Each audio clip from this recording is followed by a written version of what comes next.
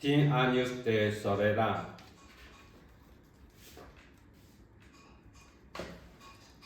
Sentada el mecedor de mimbre, con la labor interrumpida en el legazo.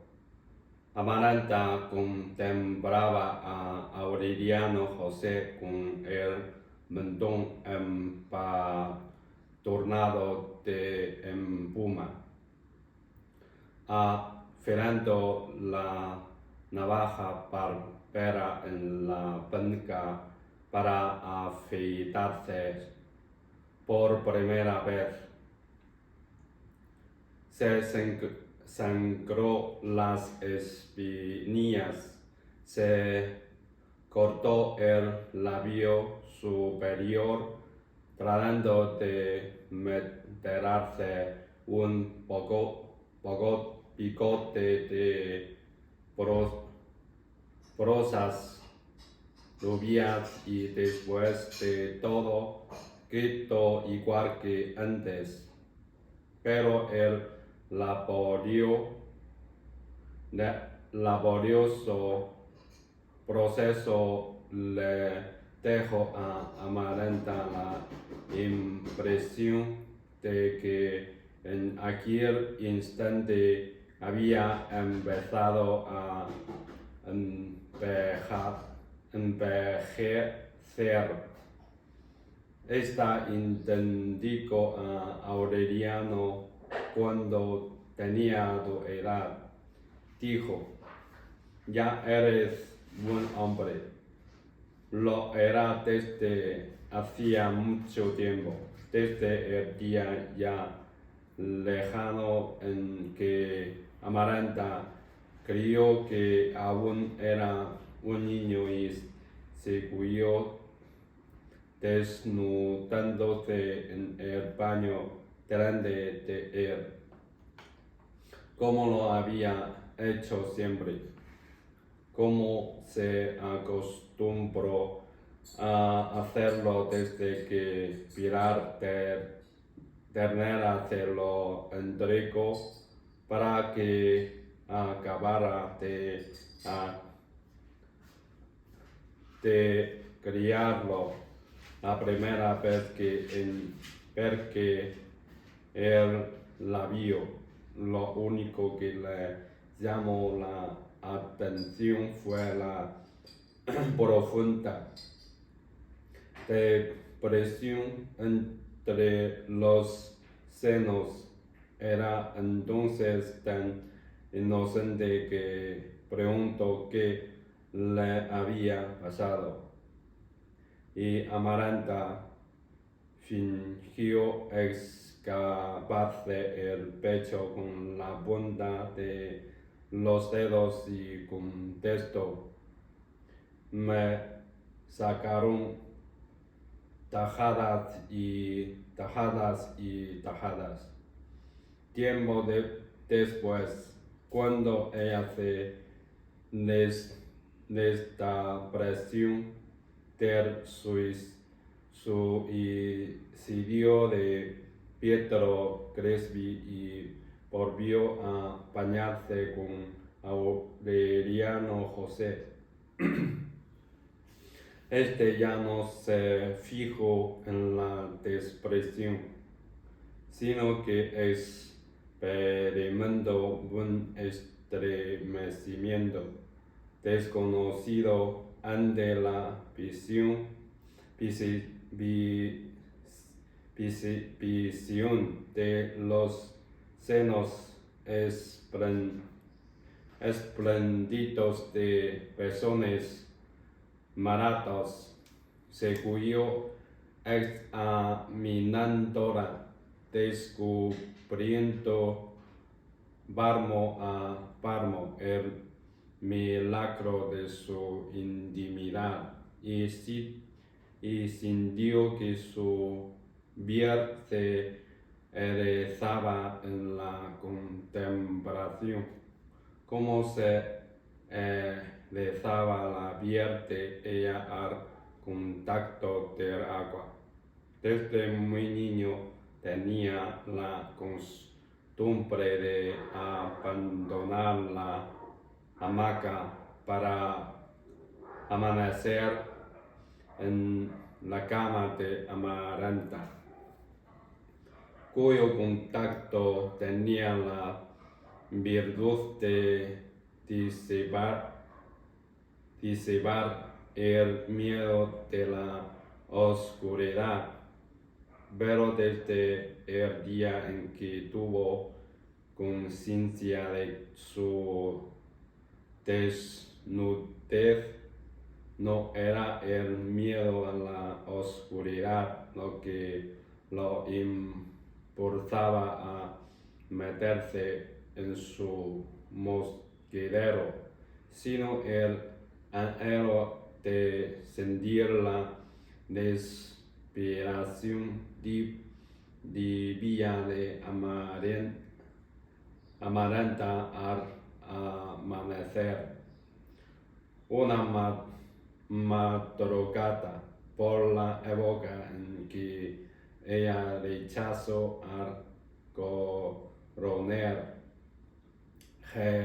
Ernesto Márquez, Aureliano José despertó con la sensación de que le faltaba el aire.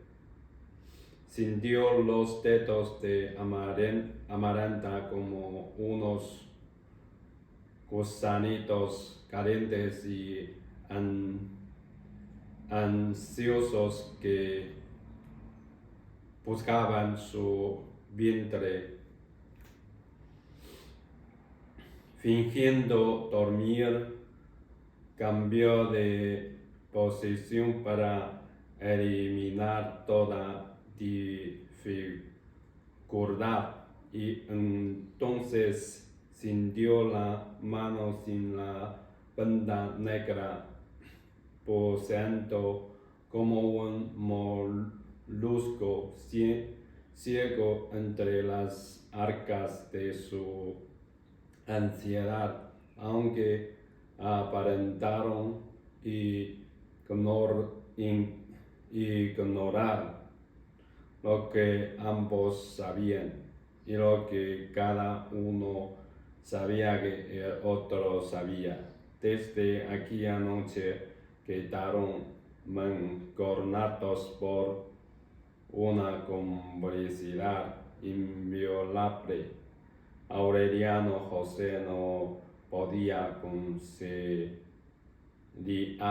el sueño mientras no escuchaba el verse de las 12 en el reloj de la sala, y la madura doncella cuya piel empezaba a entristecer no tenía un instante de sosiego mientras no sentía deslizarse en el mosquitero aquel sonámbulo que ella había criado, sin pensar que sería un paliativo para su soledad. Entonces no solo durmieron juntos, desnudos, intercambiando caricias acostadoras, sino que se perseguían por los rincones de la casa y se encerraban en los dormitorios a cualquier hora, en un permanente estado de exaltación sin alivio. Estuvieron a punto de ser sorprendidos por Úrsula una tarde en que entró al granero cuando ellos empezaban a besarse. ¿Quieres mucho a tu tía?, le preguntó ella de un modo inocente, a Aureliano José. Él contestó que sí, hacer bien, concluyó Usura, y acabó de meter la arena para el pan y regresó a la cocina. Aquel episodio sacó a Amaranta del delirio.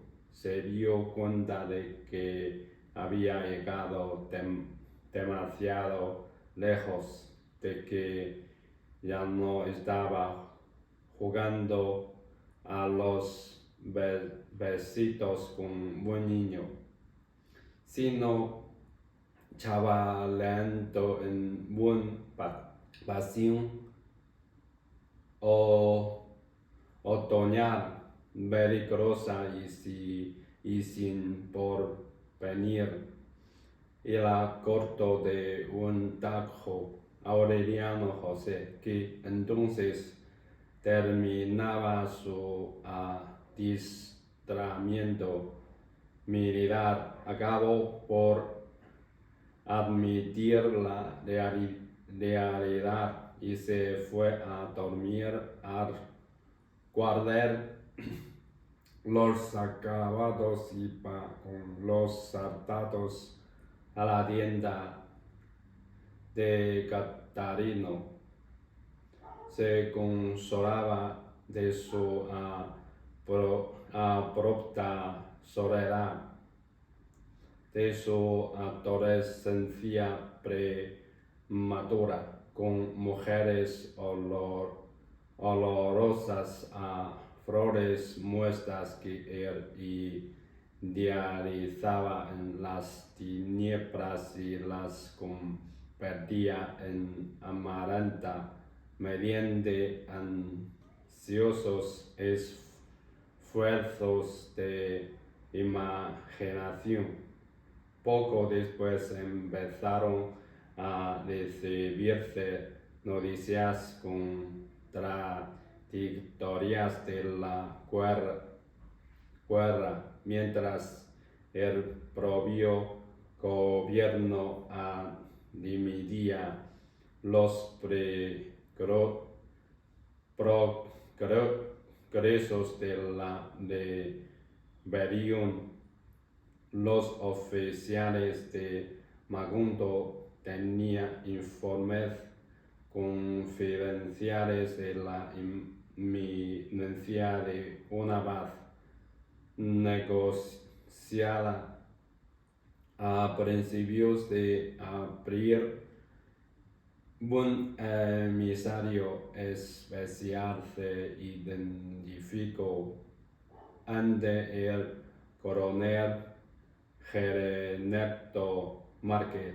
Le confirmó que, en efecto, los dirigentes del partido habían establecido contactos con jefes de verdes del interior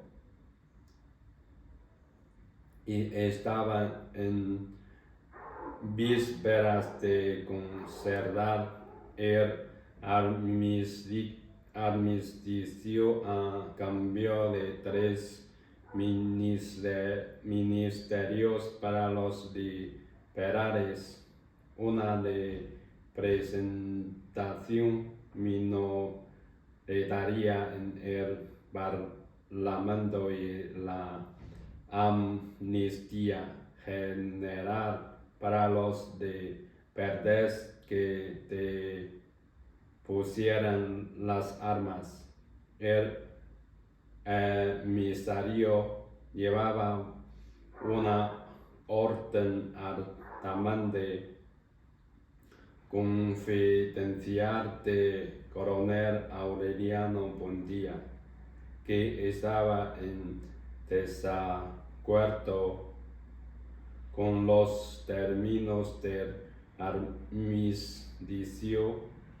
El coronel Ernesto Márquez debía seleccionar a 5 de sus mejores hombres y prepararse para abandonar con ellos el país.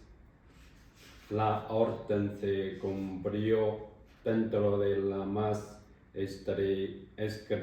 estricta reserva, una semana antes de que se anunciara el acuerdo y en medio de una tormenta de rumores contradictorios, el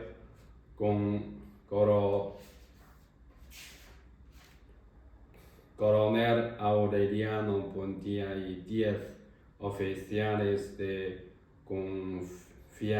confianza, entre ellos el coronel Roque Carnicero, llegaron sigilosamente a Macondo después de la medianoche. Dispersación la guarnición, enterraron las armas y destruyeron los archivos. Al amanecer habían abandonado el pueblo con el coronel Ernesto Márquez y sus 5 oficiales.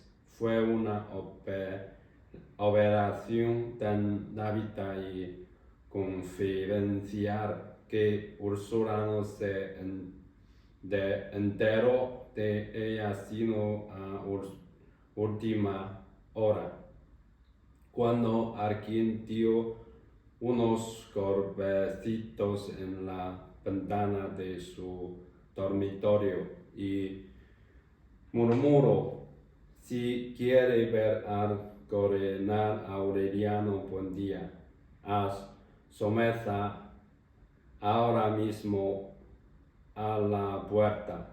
Úrsula saltó de la cama y salió a la puerta en ropa de dormir, y apenas alcanzó a percibir el golpe de la capellana que abandonaba el pueblo en medio de una muta por parida. Solo al día siguiente se enteró de que Aureliano José se había ido con su padre. 10 días después de que un comunicado conjunto del gobierno y la oposición anunció el término de la guerra. Se tuvieron noticias del primer levantamiento armado del coronel Aureliano Buendía en la frontera occidental. Sus fuerzas escasas y mal armadas fueron dispersadas en menos de una semana. Pero en el curso de ese año, mientras liberales y conservadores trataban de que el país creyera en la reconciliación, intentó otros 7 alzamientos. Una noche, Cañaneo dio hacha desde una goleta y la guarnición sacó de sus camas y fusiló en represalia a los 14 liberales más conocidos de la población. Ocupó por más de 15 días una aduana fronteriza y desde ahí dirigió a la nación un llamado a la guerra general. Otra de sus expediciones se perdió 3 meses en la zarpa, en una disparatada tentativa de atravesar más de 1.500 kilómetros de territorios vírgenes para proclamar la guerra en los suburbios de la capital. En cierta ocasión estuvo a menos de 20 kilómetros de Macondo y fue obligado por las patrullas del gobierno a internarse en las montañas muy cerca de la región encantada donde su padre encontró muchos años antes el fósil de un galeón español. Por esa época murió Visitación. Se dio el gusto de morir de muerte natural después de haber renunciado a un trono por temor al insomnio, y su última voluntad fue de desenterrar debajo de su cama el sueldo ahorrado en más de 20 años, y se lo mandaron al coronel Aureliano Buendía para que siguiera la guerra.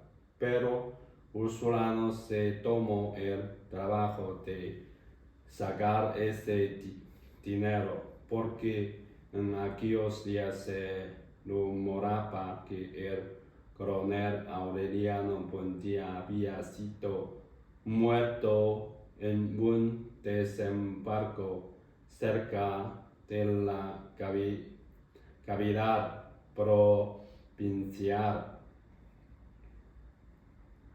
El anuncio oficial, el cuarto en menos de 2 años, fue tenido por cierto durante casi 6 meses, pues nada volvió a saberse de él. De pronto, cuando ya Úrsula y Amaranta habían superpuesto un nuevo luto a los anteriores, llegó una noticia insólita. El coronel Aureliano Buendía estaba vivo, pero aparentemente había desistido de hostigar al gobierno de su país y se había sumado al federalismo triunfante en otras repúblicas del Caribe. Aparecía con nombres distintos cada vez más lejos de su tierra. Después había de saberse que la idea que entonces lo animaba era la unificación de las fuerzas federalistas de la América Central para barrer con los de menos conservadores desde Alaska hasta la Patagonia. La primera noticia directa que Úrsula recibió de él, varios años después de haberse ido, fue una carta arrugada y borrosa que le llegó de mano en mano desde Santiago de Cuba. Lo hemos perdido para siempre, exclamó Úrsula al leerla.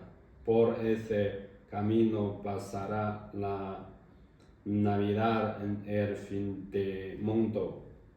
La persona a quien se lo dijo, que fue la primera quien mostró la carta, era el general conservador José Raquel Moncada, alcalde de Magunda desde que terminó la guerra. Aureliano comentó el general Moncada. Lástima que no sea conservador.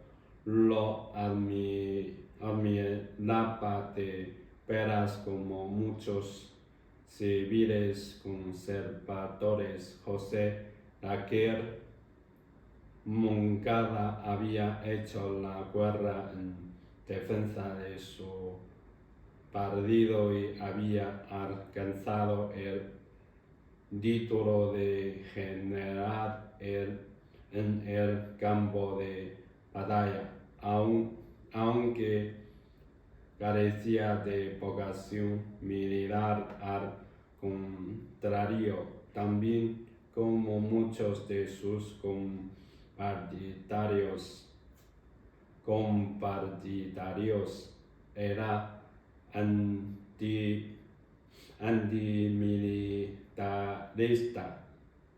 Consideraba a la gente de armas como holgazanes sin principios, inteligentes y ambiciosos, expertos en enfrentar a los civiles para metrar en el desorden, inteligente, simpático, sanguíneo, hombre de buen comer y fanático de las peleas de gallos. Había sido en cierto momento el adversario más temible del coronel Aureliano Buendía. Logró imponer su autoridad sobre los militares de carrera en un amplio sector del litoral, cierta vez en que se vio forzado por conveniencias estratégicas a abandonar una plaza a las fuerzas del coronel Aureliano Buendía. Le dijo a dos cartas, en una de ellas, muy extensa, lo invitaba a una campaña conjunta para humanizar la guerra. La otra carta era para su esposa, que vivía en territorio liberal, y la dejó con la súplica de hacerla llegar a su destino. Desde entonces, aún en los periodos más encarnizados de la guerra, los dos comandantes concertaron treguas para intercambiar prisioneros. Eran pausas con un cierto ambiente festivo que el general Moncada aprovechaba para enseñar a jugar ajedrez al coronel Aureliano Buendía. Se hicieron grandes amigos.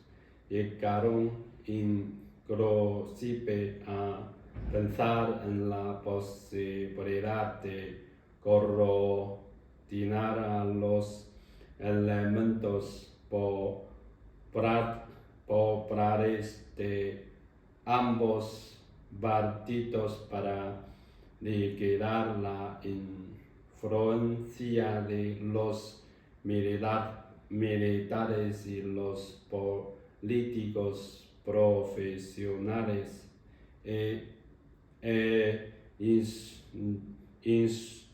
instaurar un régimen humanitario que aprovechara lo mejor de cada doctrina. Cuando terminó la guerra, mientras el coronel Aureliano Buendía se escabullía por los desfiladeros de la sublevación permanente. El general Moncada fue nombrado corregidor de Magundo. Vistió su traje civil, sustituyó a los militares por agentes de la policía de Sarmatos, hizo desvelar las leyes de amnistía y auxilió a algunas familias de liberales muertos en campaña. Consiguió que Magundo fuera elegido en municipio y fue por tanto su primer alcalde, y creó un ambiente que confianza que hizo pensar en la guerra como en una absurda pesadilla del pasado. El padre Nicanor, consumido por las fiebres hepáticas, fue embarazado por el padre coronel, a quien llamaban el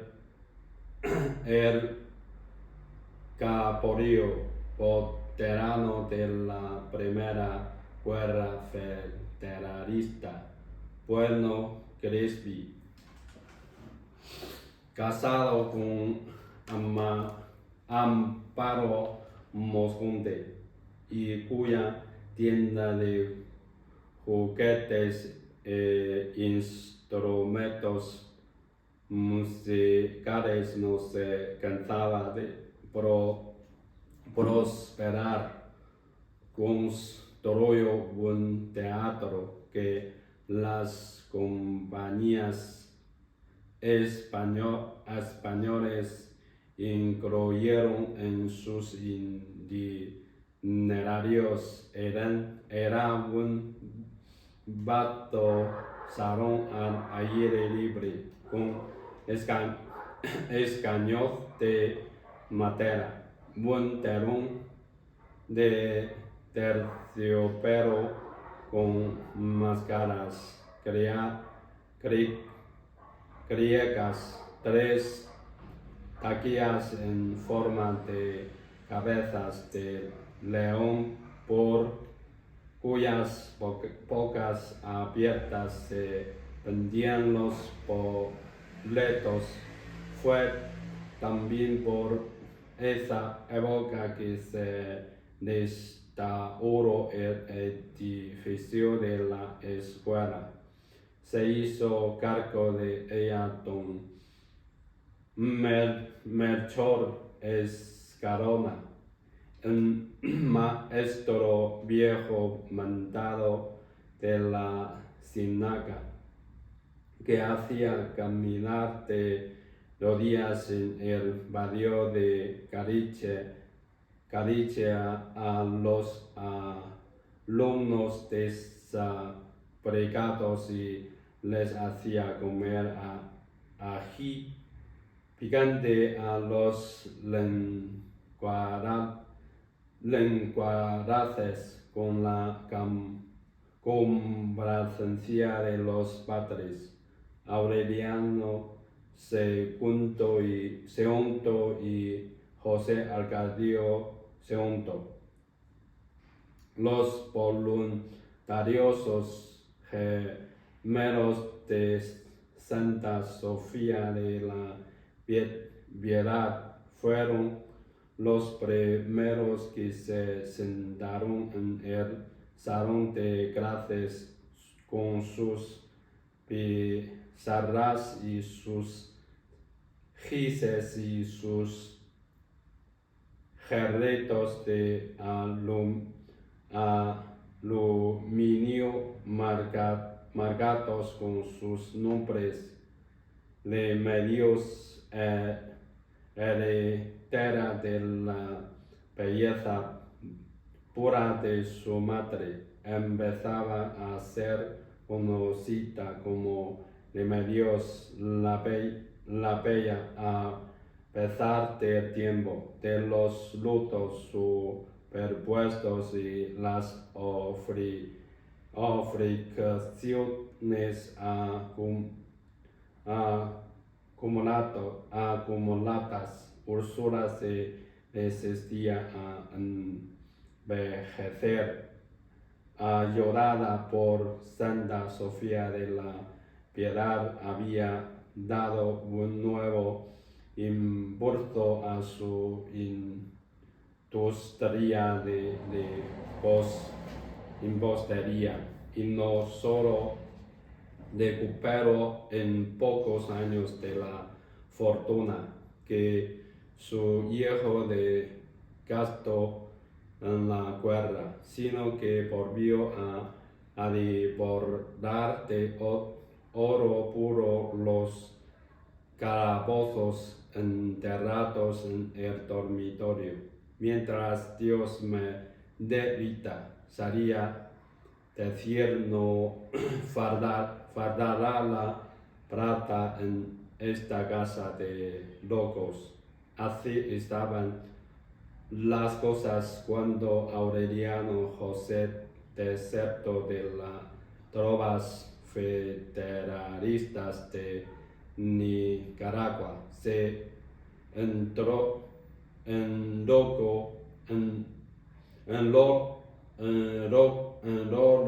en la tripulación de un buque alemán y apareció en la cocina de la casa, macizo como un caballo, prieto y peludo como un indio, y como la secreta determinación de casarse con Amaranta.